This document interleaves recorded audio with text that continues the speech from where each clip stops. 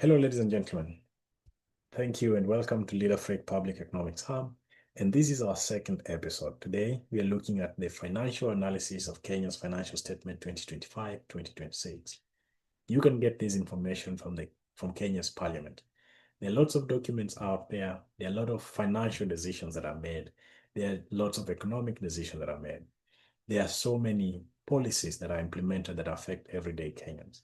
The purpose of Leader Freak Public Economics Hub is to ensure that we all have a very solid understanding of these policies, how they affect us, and what impact they have, not just hear the promises that are made, because there are many good promises that are made. There are many good words that are said, especially by politicians. But that does not always translate into good economic and sound economic policy. But when we as Kenyans have a good understanding of how economics work and how different decisions affect our lives, affect the affordability of food, affect the affordability of rent, affects whether we get jobs or not, affects the state of Kenya's development, then we stand a better chance of holding politicians to account, electing people whom we know are taking decisions that do not necessarily have to look or sound too amazing, but we know economics and we know the policies that actually work in the long term and that are sustainable. So today we are looking at Kenya's financial analysis. We are looking at Kenya's financial health. We're looking at where is our government getting its revenue? Where is our government getting its money?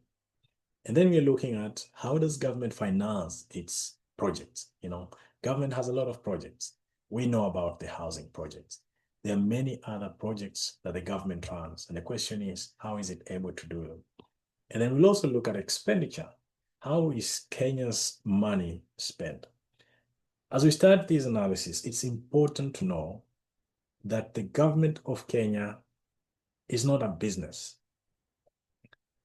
It relies almost exclusively on the people of Kenya. So we, the people of Kenya, through our taxes and through buying government securities, we fund the government of Kenya. In other words, everything that is done by the government of Kenya, it's done in the name of the people of Kenya because they're the true owners of the government. And that is from a financial standpoint. And that's important to know. And that is why it's also important to know how the government is handling your money, how much the government is raising from you, because we don't know as Kenyans how much the government is taking from us and how it's using that money. That is why this is very important today. So a brief overview of what we'll be covering today. We'll be looking at revenue. What are the sources of government revenue? Are they diversified or are they concentrated in one area? We'll also be looking at government financing. The government has a budget, and sometimes it has budget deficits, almost all the time, because a lot of governments lack fiscal discipline.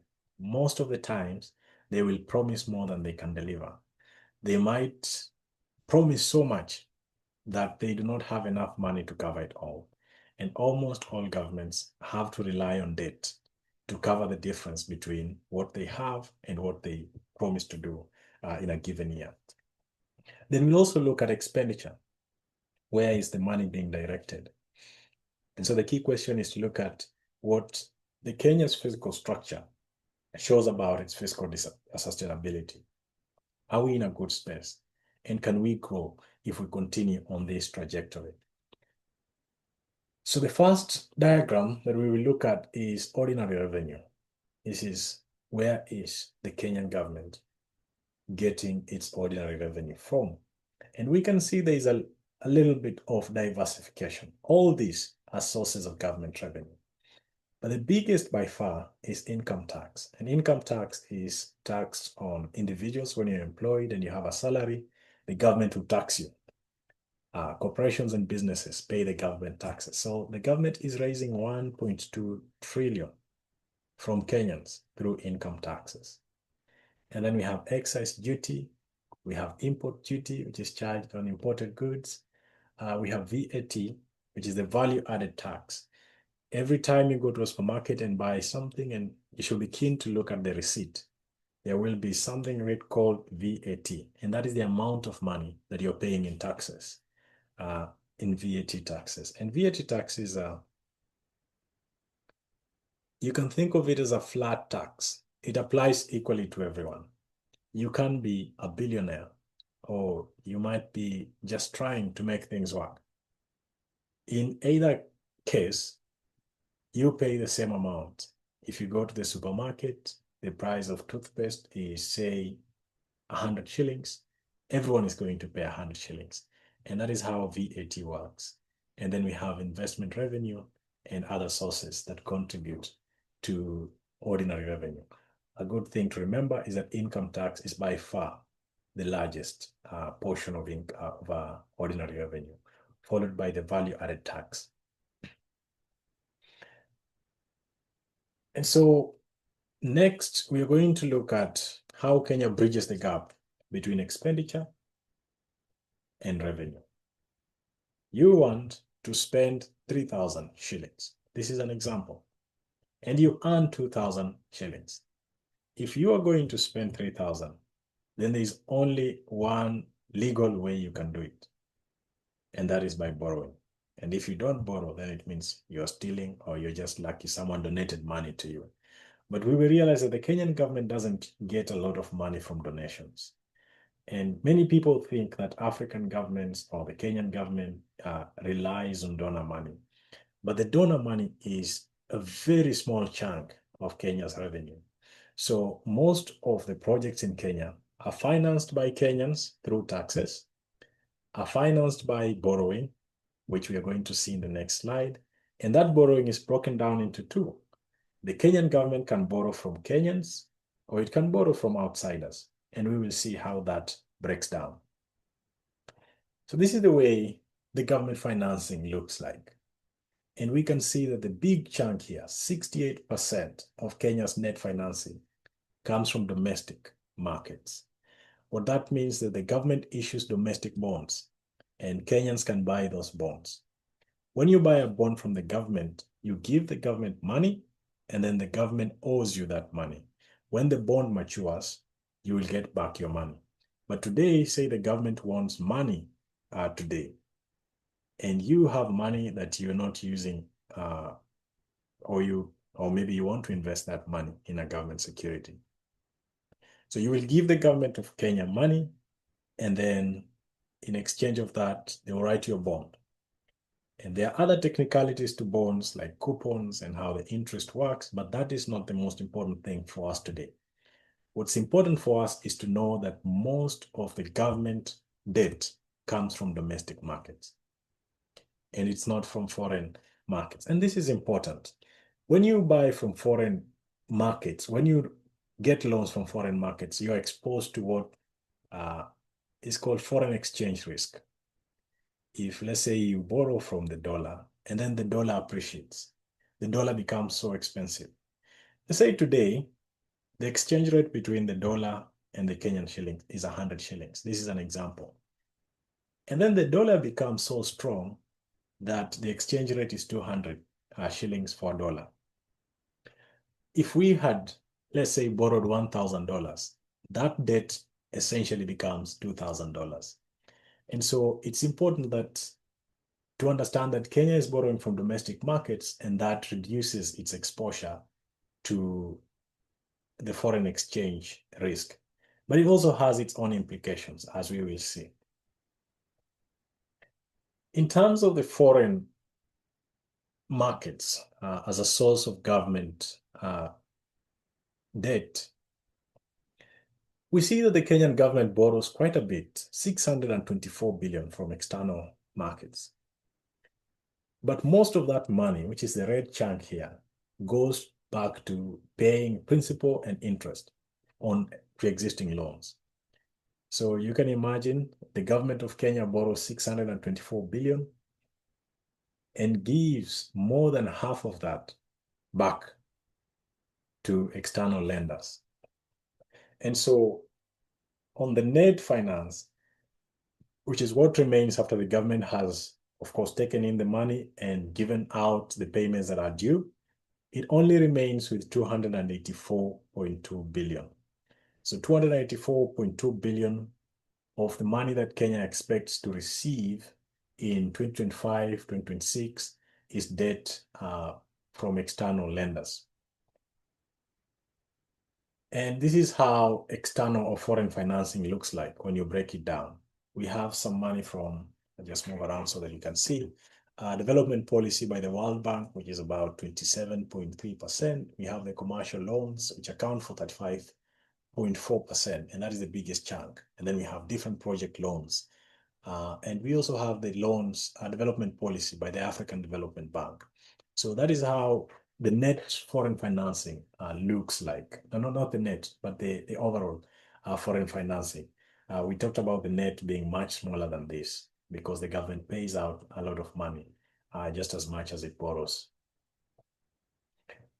When we look at the domestic markets, the question is, how is the government raising money in domestic markets? How is it getting loans or debt? And we see that a very big chunk of that is through government securities. And so that brings a lot of concentration risk. If something happens to the bond market, to the government bond market, then that is really it. The government is in big trouble because then it affects a very huge chunk of the market. 98.2% of government borrowing is in domestic markets. And the government is such a big borrower that it really affects the way domestic markets operate. It really affects the amount of money that is available to be lent to the private sector. So in what something that might be called crowding out, it crowds out the private sector because the government is borrowing so much money at perhaps very good interest rates from a bank's perspective. So the bank has no reason to come and lend, say, someone like me money because it can simply lend the government of Kenya and the government of Kenya will pay because the government of Kenya is always there. It will always be there. The government will outlive many people and many institutions. The government technically is usually the safest asset within a country for the most part. And so that is the challenge that comes with government borrowing too much, especially from the domestic markets. But we see a lot of concentration risk because almost all of the government debt come from the bonds and the government issues. So government securities account for a big portion of that. And then we also have one-off measures. The government sometimes raises money through other means. We have been talking a lot about privatization. Oh, government is selling Safaricom, government is selling Kenya Pipeline, government is selling whatever Kenya is selling.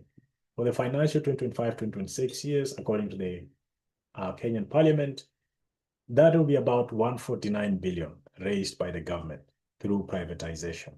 So privatization is essentially a government owns a company, decides to take it private, which means it sells it to people who are willing to buy, and then the government keeps the money that from the selling of the assets or from the selling of the companies that the government own. But the government also owes a lot of money. So domestic arrears, about 149 billion as well. So on the net impact is really zero because the government raises money through privatization and then pays out all of it. And so it ends up at the same place it started. And so this is the dashboard of what we have already looked at so far. And this is just looking at it all together. You can see that government securities account for 581 billion of Kenya's debt. We can see a very high concentration risk in the domestic markets because government securities account for 98% of domestic debt. And we can also see the foreign financing, which we have covered. And we see that we borrow a lot of money and then pay almost all of it out, at least more than half. And then we only retain 284.2 billion. But the next thing is to look at expenditure analysis. How is our government spending money? We're going to look at fiscal rigidity, the discretionary space, how much space do we have to decide how to spend our money as a government, and then some of the constraints that the government faces in its spending and in expenditure. So here is a breakdown of government spending. The government intends to spend 3 trillion on recurrent expenditure. This is not new development. It is not anything that the government is building. It's just for the government to keep running, for the lights to stay on in the offices. So recurrent expenditure is what the government has. It's just as the name suggests. These are expenditures that occur every day. And so for the government to keep running, we need 3.127 trillion. The development expenditure, so how much money is being spent on development? You can see it is a very small chunk of the expenditure, only 18%, or 7 and 8 billion. Remember what VAT was? VAT was about 700 billion, 771, if I remember correctly.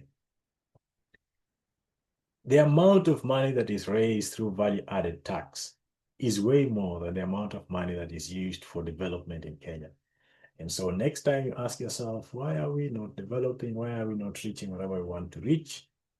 It's because we are not spending enough money on development. Now think about it this way. You have 708 billion set aside for development. And this is also one place where a lot of money is lost to corruption. So how much money do you think remains for development in Kenya? That is for you to figure out. But on recurrent expenditures, the government is spending a lot of money just to stay afloat, just to keep the lights running. And so there is room for improvement and cutting costs and further efficiency in this part of the analysis.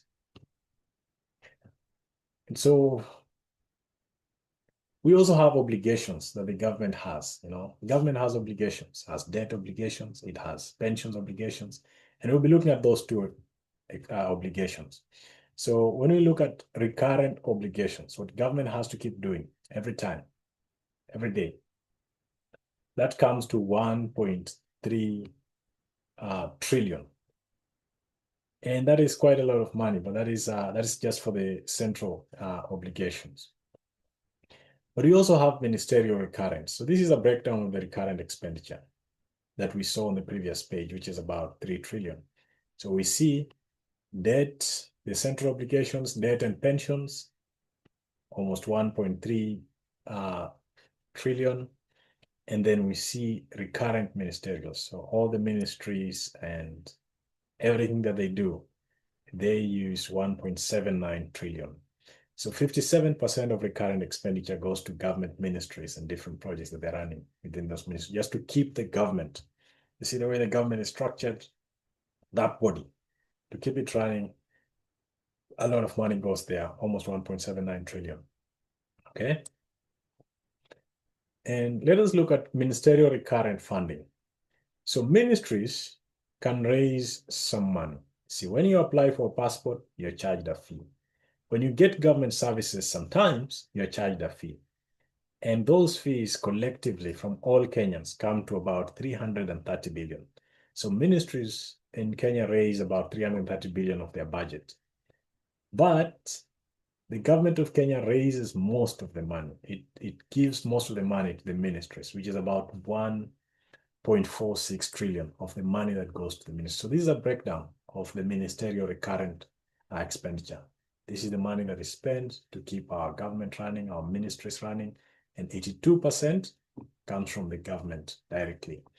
And then 18% comes from appropriations and aid, which is the fees that the government charges whenever you're getting services from them. So there's room for the government to raise more revenue in terms of collection from appropriations or in aid or the fees that the government charges. And now we'll look at centralized fiscal commitments. So the government has commitments. One of the commitments that it has is to pay debt. Now, the government pays 851 billion in the coming year in domestic debt interest. Domestic debt interest. So the government has borrowed so much money that 851 billion, I'm repeating this number so that it sinks in. And this is the largest single recurrent cost.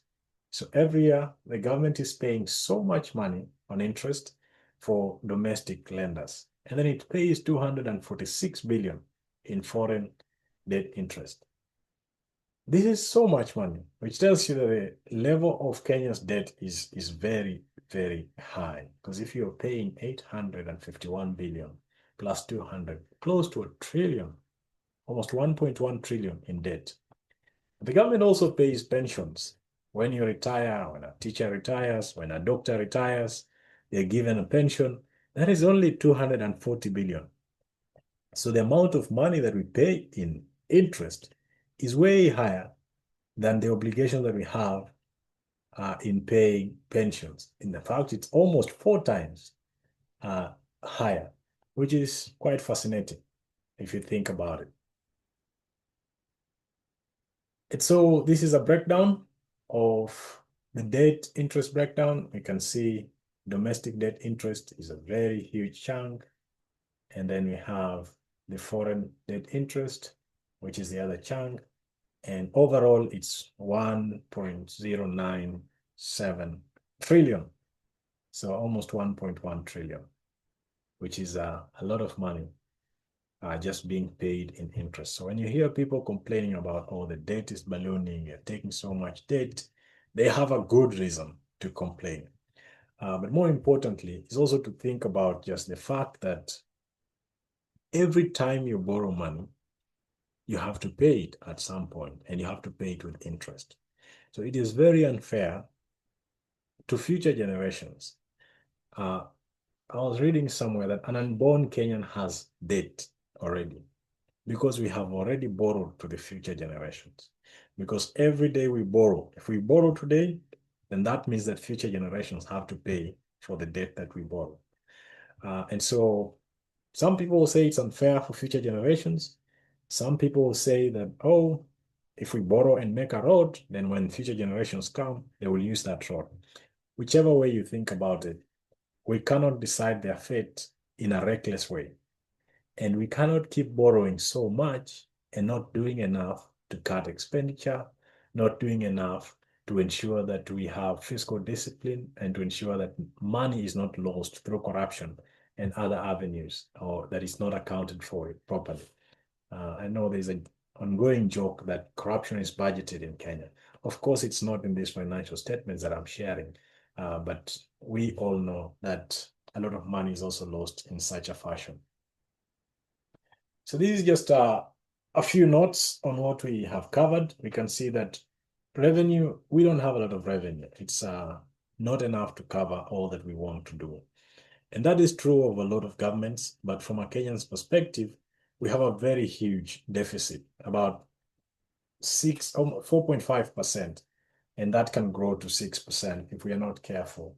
And so deficit financing is mostly concentrated in our domestic markets. And remember, domestic markets are very expensive. The government has to pay very high interest to get financing from the domestic markets. And we saw domestic debt is extremely expensive because the government is paying billions, hundreds of billions, close to a trillion, because we are paying 851 billion just on interest alone. It tells you how expensive it is. And this is the tragedy of a lot of developing countries. Developing countries are poorer. And because they are poorer, they are punished for being poor. They are punished for being poor because then borrowing becomes more expensive. But you understand economics, you will know it's all a question of risk. There is more likelihood that a poorer person will default if you give them a loan compared to someone who has more money, at least from that standpoint. So your credit risk is high in the government, and the domestic markets are very expensive, which makes it very difficult for government to operate. And when it does, it operates at a very expensive rate. We can also see the debt service dominance. We see that interests on debt, almost 1.1 trillion. That is a quarter of our government revenue. Can you believe it? 1/4 of the Kenyan government revenue is going to pay interest, not debt, interest on debt. The debt is still there. This is just interest on that debt. And we see that domestic debt is 3.5 times more expensive than foreign debt. So it is much cheaper to raise money externally than internally from what we see. And then the interest payments, as we know, reduce a lot of space for investment and growth. We pay more money on domestic debt and on foreign debt combined, and just or just domestic debt alone. We pay more money on debt than the money we set aside for development. We pay, can you think about this for a moment? We have money that we pay just to keep the government running, okay? That's a huge chunk. But we also need to set aside some money for development. We need infrastructure. We need projects that catapult Kenya to the next level. But no, the government of Kenya is spending a lot of money just to cover interest and a very small chunk on development. So it will take some good amount of time before we can get ourselves out of the troubles that we have. And we can see that 81.5% of the spending is recurrent, just to keep the taps, the lights, and everything going.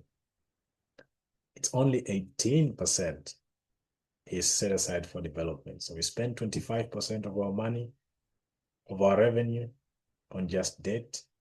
And then of all the expenditure that we spend, 81% is recurrent, and then only 18% is on development. Okay? And then you can see 43% of the current spending is locked in by prior commitments, and that means we have very little flexibility to move around. You have 43% of that recurrent spending is already locked. You can't do much. You don't have a lot of room to move around, so not much flexibility. Then you can see that 98% of domestic financing is from a single source, so heavy concentration risk that you got. And then we can see that ministries in our country depend 81% on the central budget. So the ministries are not self-sustainable. The government shuts down, the ministries shut down. Of course, that is obvious. But that said, the ministries need to find more innovative ways of being self-sustainable, raising more money, being more efficient, cutting costs. We need to see very aggressive cutting costs. If there's something you can see from this analysis of Kenya's financial statement, is that there is an urgent need to cut costs and to change the way we approach our fiscal responsibilities. So we have a few recommendations the government can consider going forward. So we need to be very keen on limiting our expenditure. So that is a huge priority.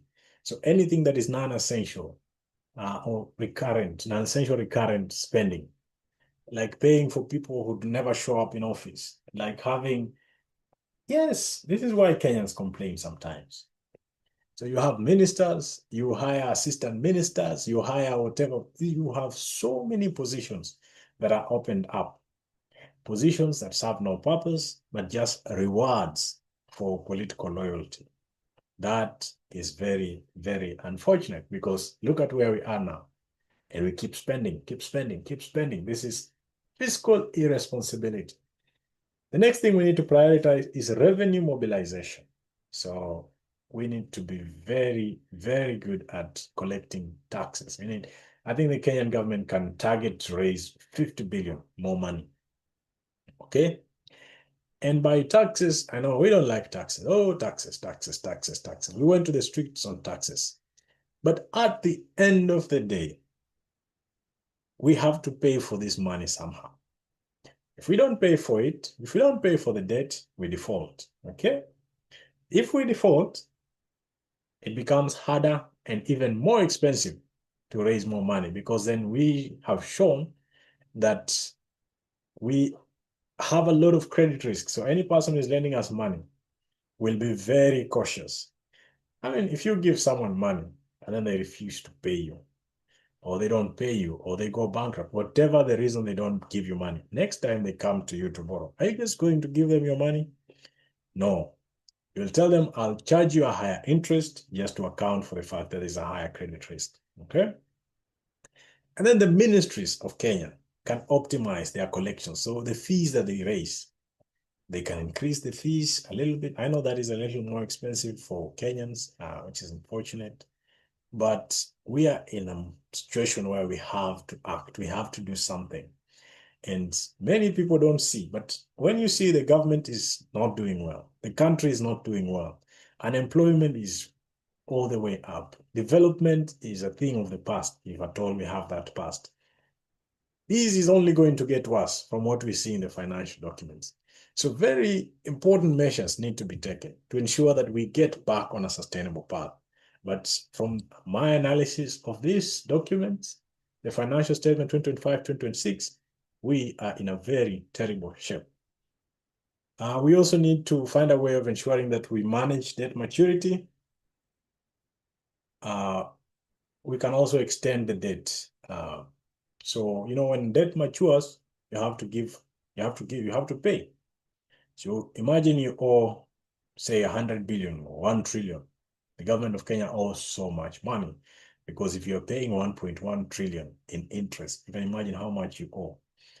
And so if you owe all that money and then it has finally matured and you need to pay, where is the government going to get money to pay that debt? Where? It's very hard. The Kenyans don't want to be taxed because they think their money is being wasted. So the government will default. So what the government can do now is to restructure, is to try and buy time. So extend the maturity. It was supposed to be mature this year. I'll say we can extend this, or maybe it can refinance and restructure the loan, or it can borrow to pay the loan. And then that's what the government did the other time. The loan is about to mature. Boom. Where are we going to get money? Oh, simple solution. Borrow more, pay this, and the interest accumulates. Oh, what will happen to our children and their children? They will find a country that is just dead. But hopefully things improve before then. And then we also need to diversify the financing. The government cannot just strictly rely on the bond markets. If something goes wrong in the bond markets, there's a lot of exposure on one thing. So that concentration is too much. But we need very significant structural reforms. There are many people who can pay taxes. There are many people who do not pay taxes. It's very expensive to get these people to raise taxes because you have to implement. But we need to find a smart way of encouraging people to comply, of giving them the incentives to comply, of acting, so that we have a broader tax base. The problem in Kenya, I was reading somewhere, that you have 2 million registered taxpayers in a country of 50 million people. We can say most of them are children, but more than 20 million people are adults. That's just a rough estimate. If more than 20 million people are adults, then it doesn't make sense that only 2 million people are registered taxpayers. So when the government wants to raise more money, it goes to the same small group of people and taxes them more and taxes them more and taxes them more. No, we need to make sure that all Kenyans participate in nation building. So the government needs to find creative ways of ensuring that more people participate in tax, and we have a broader tax base. I don't know what the tax base is now, so don't quote my number, but I think I had about 2 million. Someone was comparing at some point, can't remember when, and someone was comparing that to the number of registered voters, that we have far more registered voters than taxpayers. So please let us also vote with our wallets by contributing Kenya. Remember, the Kenyan government is our government. It is our government. We Kenyans own it. As you saw, we are the one who give it money. We are the one who elect the people who serve there. So it is our government. So when the government is in a hot mess as it is now, then it is we who feel it because it is ours. And then we really need economic growth. That is very important. Very important. And that is one of the main ways we can get ourselves out of this problem. So more growth, a lot more money. When there's economic growth, when there's higher employment, where there's businesses are doing well, the government has more avenues and more opportunity to raise more taxes. No? Because if you're taxing someone who earns a lot more, you generally get more. But if the economy is shrinking, you cannot even raise taxes. And the temptation to raise tax becomes even higher because the economy is shrinking, you don't have enough money, so you want to increase taxes, and it just becomes this terrible loop. So we can hope that the Kenyan economy grows. We should target 7% growth and sustain it at that, or 8 or 9% growth, and that should help us deal with some of these problems that we see. So in terms of fiscal position summary, we have for the fiscal 2025-26 budget, we see a system that is really strained, as we saw. The debt service obligations are taking so much. 1.1 trillion just to pay for debt, interest. That is a lot of money. That can help change a lot of things in Kenya. 1.1 trillion. It can make Mumias a city. It can make Kakamega way better than it is. So we can change that. If we continue on this track, it is hard to see how Kenya survives for 3 years. If we do this year, and next year, and then the following year, and the economy getting worse and worse, then it will be very, very difficult for us to sustain this. So there is deep need for structural reforms. There is very deep need. So for anyone who looks at economics, you can see that we have a country that is in trouble, and that trouble is looming and coming soon. We need comprehensive fiscal consolidation. We must ensure that we have revenue growth and expenditure efficiency, and then we need total commitment on the politician side to make sure they are committed to cutting costs and expenditures. They are committed to ensuring that their ministries and whatever platforms and projects they run are run very efficiently. And this is not the time to steal. So perhaps an appeal to Kenyans. We are looting from ourselves. Every time there's corruption, we're really stealing from. We need to take ownership and take ownership of the government. It is our government. So if we continue looting at the rate at which we're looting, with all this strain and everything, it will take a long time before we see a bridge, before we see a school, before we see any sign of development, electricity.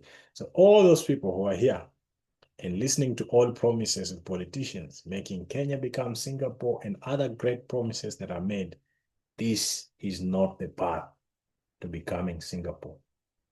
It is the path to becoming something the world has not known. But I hope that we wake up.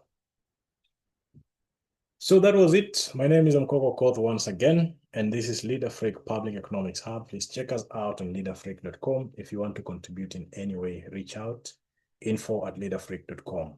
It was good talking to you about Kenya's economy and its financial statement. And with that, we end our analysis today, and until we see each other again soon. Asanteni sana. Take care.